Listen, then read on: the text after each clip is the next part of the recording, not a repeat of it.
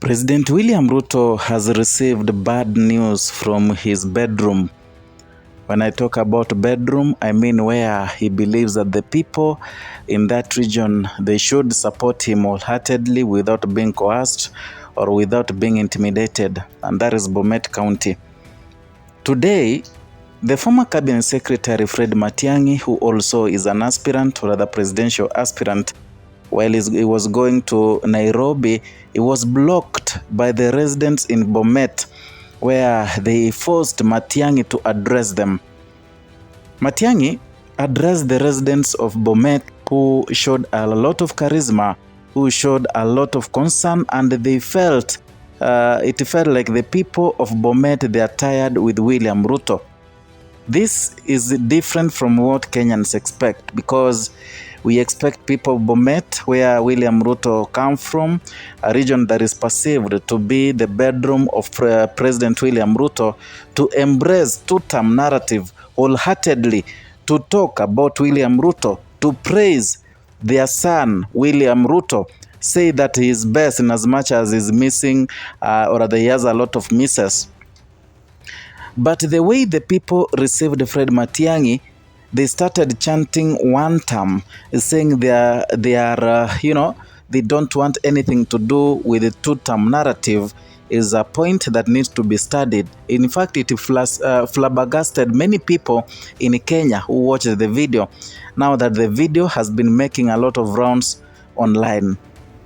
You may say that I'm saying my own things. I want to upload the video here so that you can watch, and thereafter we can talk about it. Roll the tape. Lakini tunasema one time. Haya, Bomet harambe. Bomet harambe. Bomet mnaniambia namna gani? Hapa Bomet ni nini? Sasa kama nyinyi Bomet mko wata, mimi nikaa hivi wapi? Sisi wote tuko wata. Sawa? Asante sana. Sasa ninawaahidi na ninawaomba, nyinyi ni ndugu zangu. I love you so much. Pamoja tuhakikishe kwamba tumezungumza maneno yetu. Ile siku nitakuja kuongea, sio namna hiyo.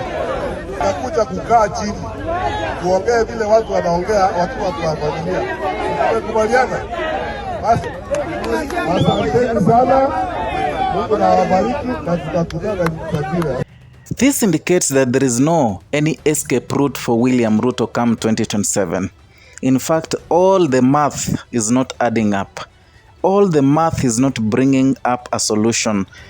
From the point of Rift Valley, Mount Kenya, Northeastern, Coastal Region, Central Part, it's not adding up. And I don't know the kind of math that the people closer to William Ruto, the advisors, I don't know what they are doing with this information.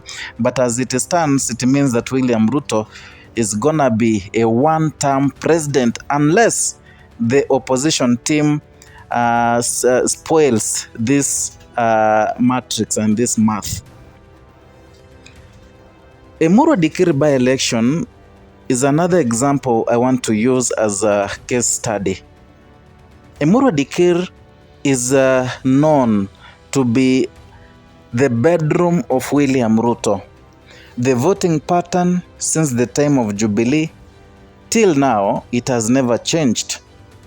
Yeah, in as much as many people thought that the Democracy for Citizens Party, which belongs to Rigathi Gachagua, would have won the by-election, it didn't.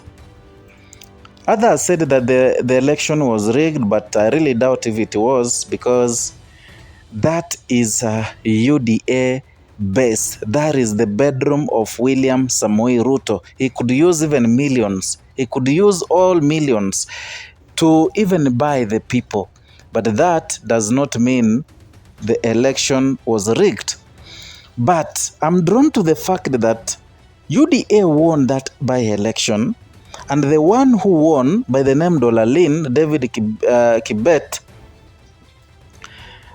won with 18,000 and some few hundreds, 18,000 votes.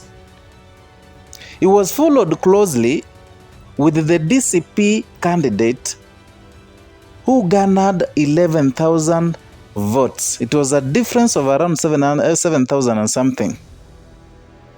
Imagine that is William Ruto's bedroom. Imagine that was never expected. These are the people who were paid to vote. These are the people who were given money to go and vote for UDA. But the 11,000 people received that money. Not that they didn't. They received that money. They squandered that money. And then lastly, they went and voted voted against William Ruto's UDA party. That sends a statement. Amur itself, whatever happened there, it sent a very bold statement that the politics of Kenya right now has changed. And whatever happened in 2022 is not going to happen now. In 2022, many people were voted in because of the influence of the parties and also the endorsement of the kingpins of some areas and the influence of some party leaders. Especially those who were under Azimio, some of them got the votes because of the influence of Azimio, the influence of Uhuru Muigai Kenyatta, the influence of Raila Odinga. But this time round, these things have changed. 2027, people are going to vote not from which party you come from, not from, or rather who endorsed you, but what are you able to deliver? Number two, in 2027, it's going to be a collective responsibility that if you hate William Ruto, anyone who is closer to William Ruto equally becomes your enemy. If you want to vote William Ruto out, everyone who is close to William Ruto will be voted out. That is collective responsibility. And it's known, even those people who are closer to William Ruto, the allies, the closer allies of William Ruto have known this fact that their chances of being re-elected again come 2027 are very low, very, very low. Yeah.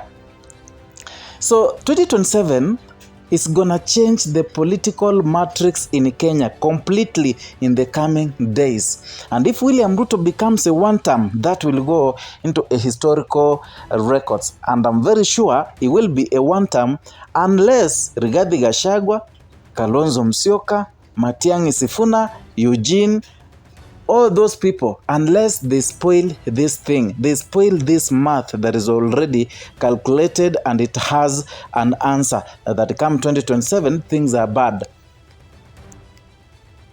You can easily tell if the people, by the way, let us do a simple math.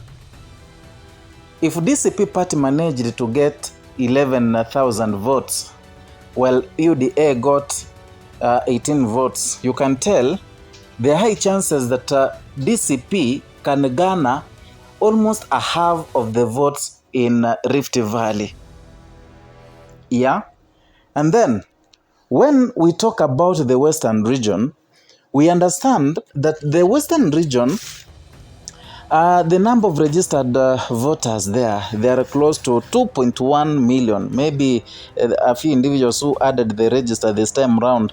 But according to 2022 register, the data shows that they are 2.1 registered voters. And remember, in 2022, Raila Odinga got 955,185 votes. Ruto got 611,475 votes. So this time round, things are changing. Yeah, there's no Raila, but there is Sifuna. Yeah, and William Ruto is now hated. That tells you that he'll not get even a half of that what he got last time. In Ukambani, we have 1.5 votes. And all those votes will not go to William Ruto. In as much as William Ruto got 242,000 votes during 2022 election, and Raila Odinga got 769, 422 votes, that tells you that William Ruto will be a one-term president. In fact, he got 3.5 million votes from Mount Kenya. This time round, he will hardly get 1 million votes from Mount Kenya region. That is bad news for William Ruto. I don't know what you think. You can write your comment down there in the comment section. Let us talk, let us discuss, because it may form a basis of whatever we're going to talk about in the coming video. So if you are new here, consider subscribing, liking, and sharing our content. Hit the notification bell so that you can be notified every time we bring you a new content.